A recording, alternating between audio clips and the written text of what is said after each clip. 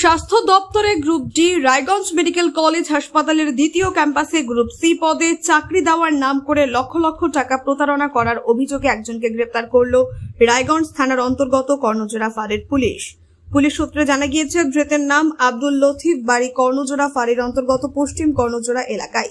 ধৃতের বিরুদ্ধে ভারতীয় ন্যায় সংহিতা আইনের 316(2), 318(4), 351(2) ধারায় মামলা রুজু করেছে পুলিশ।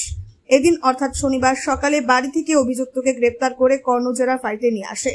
পুলিশ সূত্রে জানা গিয়েছে, উত্তর দিনাজপুর জেলার গোয়ালপুকুর থানার শোলপাড়ার বাসিন্দা আব্দুল গফরের কাছ থেকে 3 লক্ষ টাকা স্বাস্থ্য দপ্তরের চাকরি দেওয়ার নাম করে নেয় অভিযুক্ত আব্দুল লতিফ।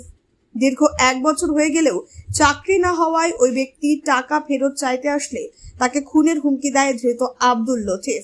এই ঘটনায় গতকাল রাতে কর্ণজোড়া ফাঁড়িতে লিখিত অভিযোগ দায়ের করলে অভিযোগের ভিত্তিতে অভিযুক্ত আব্দুল লতিফকে গ্রেপ্তার করে কর্ণজোড়া ফাঁড়ির পুলিশ।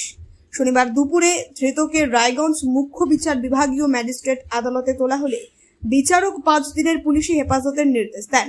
এই প্রসঙ্গে অভিযোগকারী আব্দুল গফর বলেন, আমার ছেলের চাকরির জন্য 3 লক্ষ টাকা দিয়েছিলাম।